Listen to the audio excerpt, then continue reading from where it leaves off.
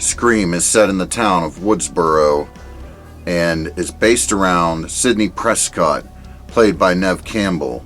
Sidney Prescott's mother was killed the year before by an unknown killer, but they think they got the killer in Cotton Weary, played by Liv Schreiber. Cotton Weary is in prison because of this. However, one lowly night, Casey Becker, played by Drew Barrymore, gets a phone call.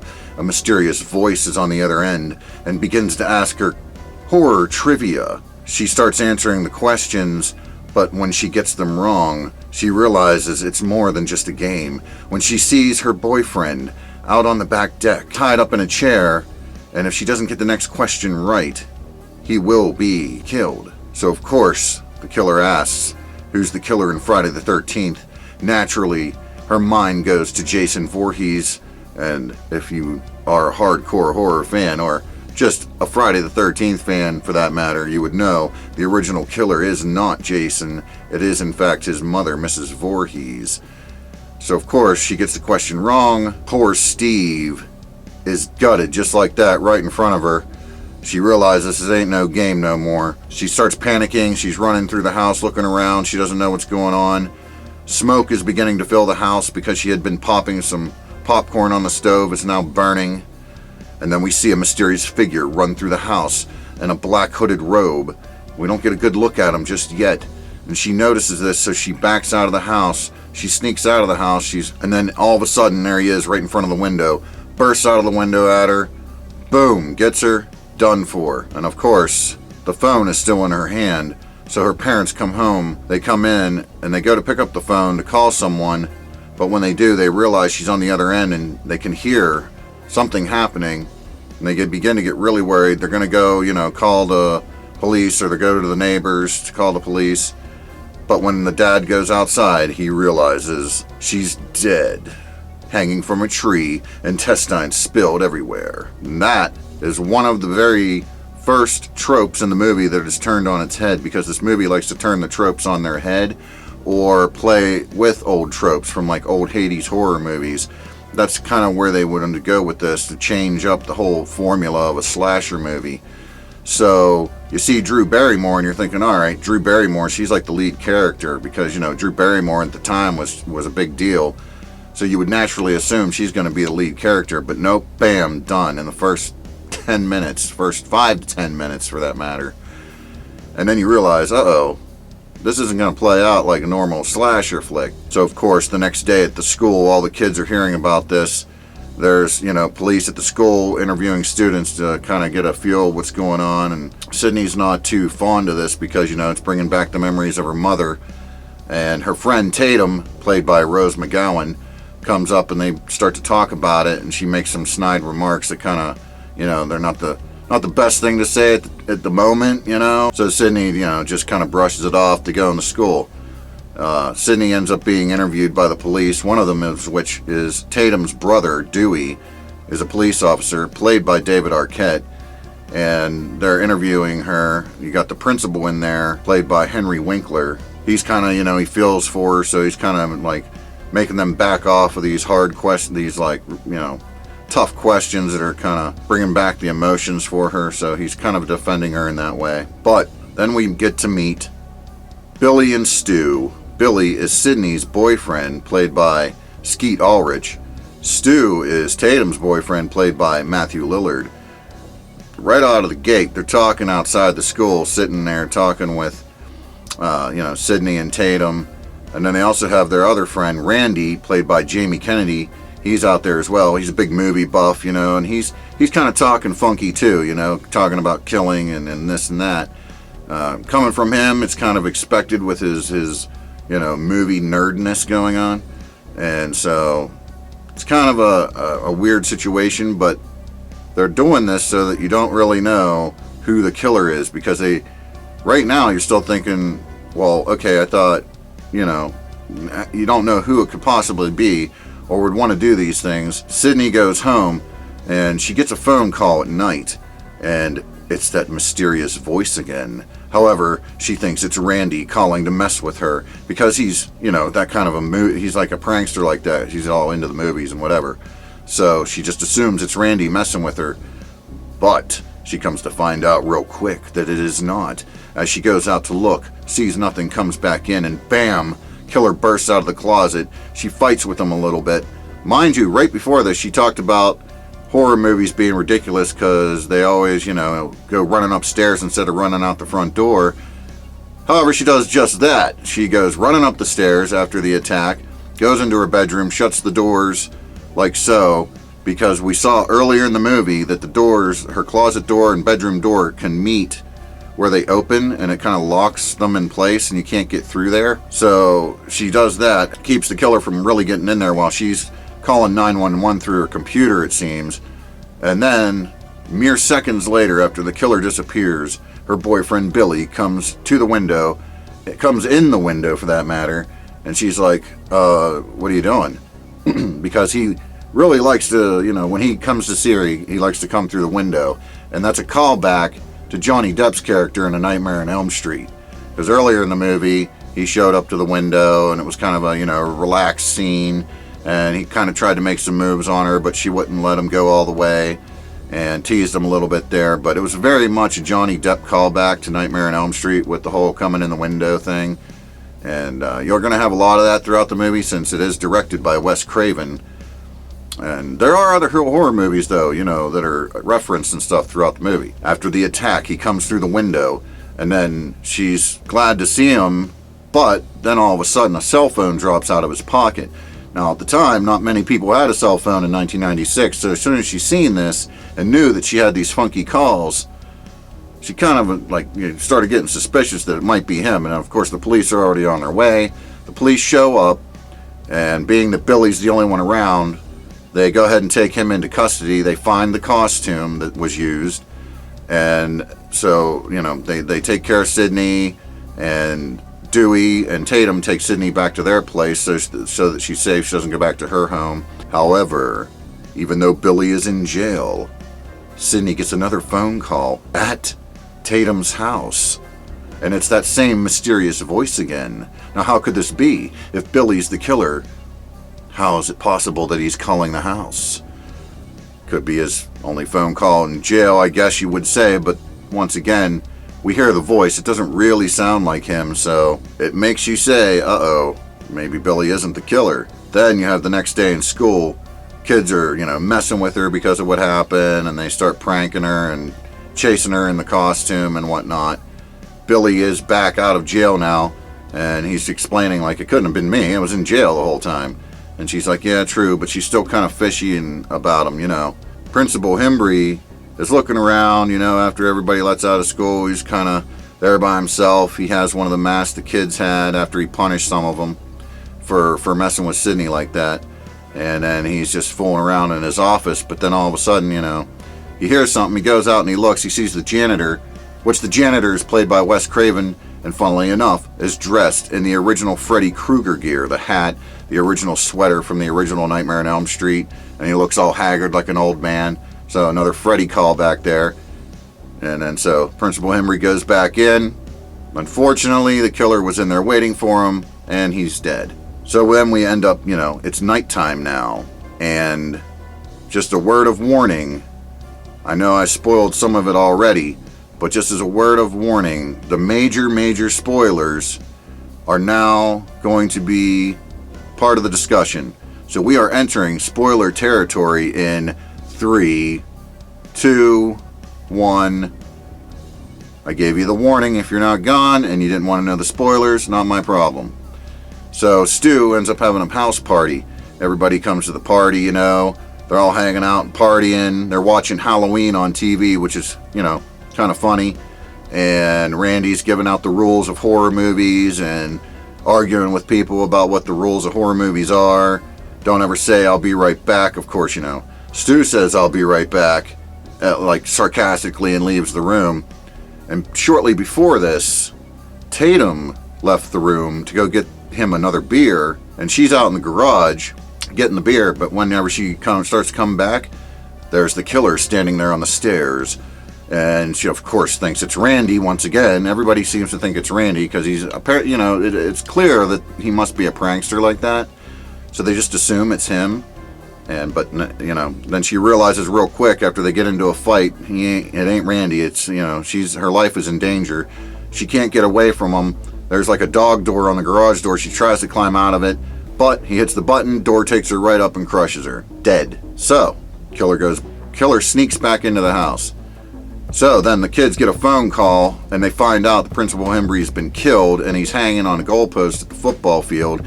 And they're all hooting and hollering and everything else and woo-hooing. So, of course, they get in the cars and they take off. Now, mind you, through all this, you have Courtney Cox, who plays Gale Weathers in the movie. She's a journalist, a news journalist, okay? And she's kind of a thorn in Sidney's side, She's kind of pulling for Cotton Weary, and she wrote a book, and Sidney, didn't agree with this book and whatnot, and so they got into a little scuffle at one point. But through all that, Gale Weathers and Dewey met and were kind of, smitten with each other. So, of course, after the kids take off down the road, she's at the party, he's there kind of chaperoning. So, of course, those two take a walk. They want to go, take a walk down the road, kind of a quiet night up to that point. And they're just talking and walking. And then he sees a car in the woods and he goes, oh my God, that's Neil Prescott's car, which is Sidney's father, who has not been seen since the beginning of the movie. So he now is also a suspect. Why has her father not been around this entire time, even through all the stuff that went on at the school, right? They race back to the house to figure out what's going on. Meanwhile, at the house, we see that Sidney and Billy have finally kind of got to the point where they're going to go ahead and, commence the relationship, so to speak. Here we go with another trope where, you can't have sex if you want to survive the horror movie. That takes place, and then shortly after, she's still kind of suspicious of him, right? And asking him questions and whatnot, and he's not understanding why you continue to ask questions when there's no possible way it was him. And mere seconds later, the killer shows up right behind Billy, and she's screaming. He turns around, slice, slice, slice, seemingly murdered right there. And then the killer starts to come after her. She's running through the house. She runs downstairs. She goes outside. The thing that she said she wanted to do in the beginning, she actually did it this time. Runs downstairs, goes outside. However, she goes and tries to hide in this vehicle. And the killer, he goes and tries to get through the vehicle after her. And Gale Weathers, cameraman, were out there in the van watching the footage because she had hid a camera in the house to kind of get some sneaky footage. And they're just watching Randy sitting on the couch by himself because everybody took off. And they see the killer come out, and he's standing behind Randy. And they're like, kid, get out of there, and they realize there's like a delay in the feed. So he jumps out to go warn him, but too late. Killer's out there, kills the cameraman. All kinds of craziness happens. She wrecks the van. You think she's dead because the van wrecks pretty rough. And so Sidney's running for her life, and runs back to the house. But when she runs back to the house, Dewey comes around the corner, but he looks injured. But then we realize that he's got a knife in his back and he falls down. Killer grabs the knife and starts to chase after her again. She runs back to the front porch after she gets away from him. And then here comes Randy stumbling around saying that Stu is crazy. Stu comes running out saying that Randy's crazy, and they're both screaming at each other saying that both of them are crazy. She's freaking out, don't know what the hell to do. Goes in the house, shuts the door and locks it. As soon as she does that, all of a sudden, Billy comes out from the stairwell, and he's still alive. Bloody as all hell, and then he falls down the steps, falls all the way down the steps to the ground.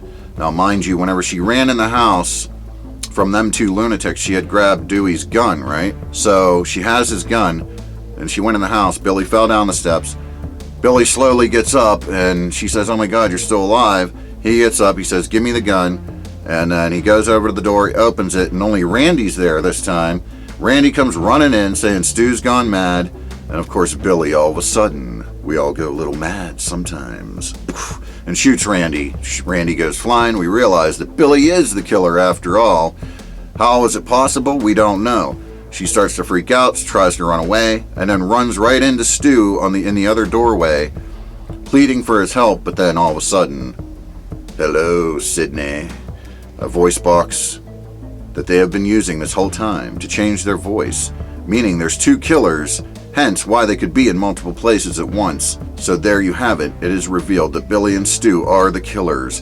They torture her in the kitchen over, why they're doing this. They say, well, It could be because there is no motive. It's scarier without the motive.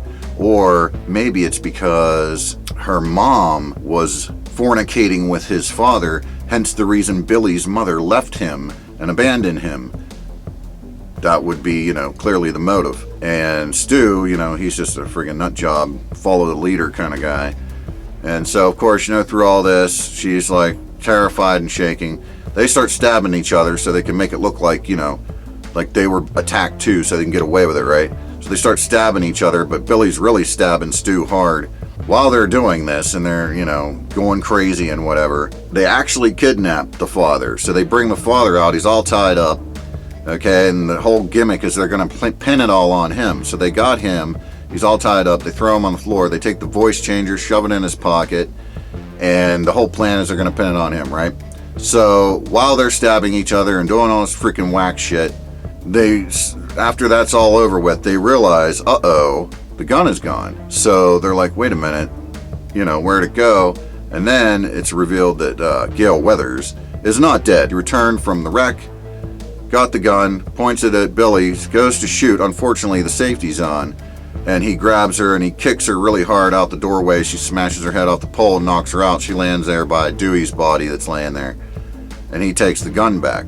When they go back in the kitchen, Sydney's gone, and her father's gone, of course, as well now, and they're looking around and they're freaking out.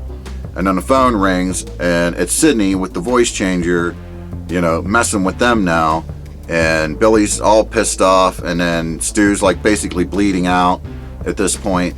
So he's sitting down like where the phone is, and Billy's all pissed off. He hits him with the phone. There's a little comedic moment there, and he starts going through the house, just tearing the hell out of the house. Now, mind you, when Dewey was going through the house earlier, Halloween, of course, was still playing on the TV.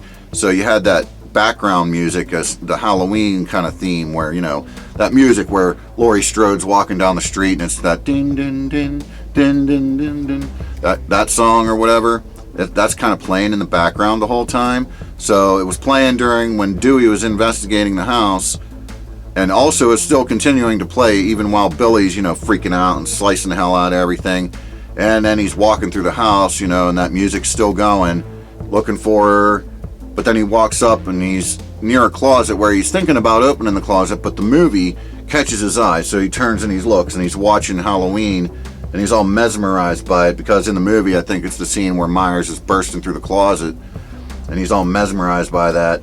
So while he's standing there mesmerized, she comes bursting out of the closet in the costume and everything, stabs him with the umbrella in the chest. He goes down. Stu comes running out of nowhere, attacks her. They go falling over the couch in the living room. They fight a little bit. She gets him off him, dumps a huge-ass TV on his head, and seemingly electrocutes him to death right there. When she walks back out, Billy grabs her, still alive. He pops up alive, and she, sticks her finger in his wound, which, messes him up. But then all of a sudden he's shot, and then we see that Gale Weathers is alive. She figured out the safety this time, shoots him, and then, Randy starts to come to. We realize Randy's still alive, and then Sydney gets up. She takes the gun from Gale, and Randy says the little trope of, careful, because the killer always comes back for one last scare at the end of the movie. Sure enough, he pops up, and then she shoots him right in the head, dead, and now he's dead. And so, more tropes, kind of flipped on their head, or kind of a different path they take, or whatever, right? So, but yeah, so that's Scream. So at the end of the movie, the sun rises, they come out, Gale starts doing an impromptu newscast or whatever. We see that Dewey is still alive, actually. They got him on a gurney, they're putting him in the ambulance, so he made it, he's alive. And so it ends with Gale doing a little newscast, cut to credits, and that's it. Scream. And in my personal opinion, one hell of a movie. The positives of Scream. The positives are, at the time, it really took the horror tropes and turned them on their head. And it was really done in a really fun way, And also the whodunit aspect, like you don't know who's doing the killing aspect of it, was, hadn't been done in a little while. I mean, it's obviously been done 1,000 times, but at that time in movies, it wasn't like something that was really, done a lot at that time. They just started kind of, factoring that kind of storytelling back into things at that time. So that was really, well done. The whodunit aspect and all the little details they left throughout the movie, to leave clues of who could be or red herrings to misdirect you. Really well done if you hadn't seen the movie, right? Other positives are the costume. I like that the costume is very store-bought looking, It really feels and looks like you bought it in a store and not some like otherworldly costume that you wouldn't be able to find anywhere. That really feels like, reality, like you went into the store and bought that thing, you know what I'm saying? So I love the costume, and I love the very realistic store-bought feel of it, for that matter. Using the voice changer to disguise the voice so that you didn't know who it was, another clever little aspect. The acting was really well done. It's over the top in some places. There's some places where it's so over the top where it kind of knocks a point off for me a little bit, but still way, really watchable. It's not like it totally kills the movie or anything, but there is some over the top moments that kind of, bring that down a little bit on my rating. But, other than that, really, yeah, man, nothing but positive things to say. Negatives, let's see, do I got any negatives? Yeah, maybe just that the overacting in spots and kind of going a little too far over the top with the acting in some areas. Maybe that's my one little negative I can pinpoint, because really, there's not a whole lot of negatives with this movie for me, man. I absolutely love this movie. It's right up there with the original Halloween as far as how much I love this movie. So, yeah, really love this movie. The original Scream from 1996. Absolutely, 1000% love this movie. So I got to give it a 4 out of 5 knives. That's right, a 4 out of 5 knives. So, with that said, the next episode will be Scream 2. Obviously, we're doing a Scream review series, and the new Scream is going to be coming out soon. So, coming up next, Scream 2, where, it's good, but is it the first one? Hell no. But it's still, we'll see. We'll see where I'm at with that. So, stay tuned. And with that said, I will catch you all down the road.